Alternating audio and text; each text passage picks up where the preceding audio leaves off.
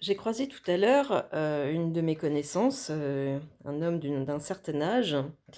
Je le vois très amaigri, et il m'explique qu'il va pas très bien parce que, et bien voilà, il vient de découvrir et de comprendre qui était son ex-femme en lisant un bouquin sur, l'affaire Fourniret, et la femme de Fourniret qui était soi-disant, prétendument une perverse narcissique, je ne sais quoi. Et il me dit: «Ma femme, c'est la même». Alors moi, je connais un petit peu le personnage, alors je lui dis: «Bah, si ta femme, c'est la même que la femme de Fourniret, est-ce qu'on peut en déduire que toi, tu es comme Fourniret?» Alors il me regarde, il me dit: «Bah non, pas du tout, et puis bon, bah, il parle, hein, je le laisse dans sa logorée. Et donc, toutes les malheurs qui lui arrivent, tout ce qui lui arrive, c'est la catastrophe dans sa vie. Tout le monde, s'écarte de lui, en fait, c'est dû à l'envoûtement de sa femme. Elle manipule tout le monde, les médecins, tout le monde, même les gens du ville, même ses voisins, enfin bref. Donc je me contente de dire une phrase seulement, je lui dis: «Beh, tu sais, dans la vie, il faut reprendre son pouvoir, en fait». Parce que dans une relation, on est 2. Donc on a une part de responsabilité, normalement à 50. Et donc bah, faut se poser les bonnes questions, puis reprendre son pouvoir. En fait, moi, ça, c'est toujours mon discours, hein, qui que tu sois en face, qui que tu es en face de toi, à un moment donné, ça te renvoie à toi-même et reprendre son pouvoir, c'est dire: «Waouh, qu'est-ce que je peux faire pour sortir de cette situation?» Alors d'autant que je connais le personnage, hein, et je ne sais pas qui est sa femme, je la connais pas, ça m'intéresse pas, mais le personnage en question, il a besoin de personne pour faire le vide autour de lui. C'est bon, voilà, hein, les gens, ils se regardent pas toujours, hein, voilà.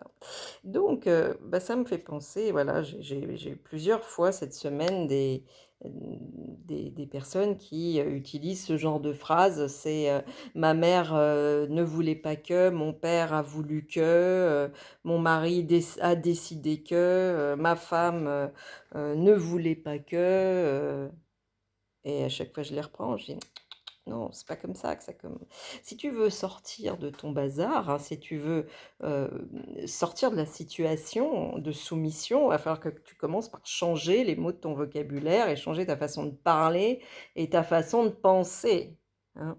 Ta mère, elle voulait que, mais tu étais pas obligé d'obéir. C'est rien ne t'obligeait à obéir, tu gagnais ta vie, tu étais majeur, personne t'a obligé à filer ta paye, hein, tu pouvais prendre ton indépendance, tu ne l'as pas fait. Pourquoi?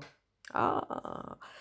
Bah, c'est pas à cause de ta mère, c'est parce que toi, tu nourrissais quelque chose.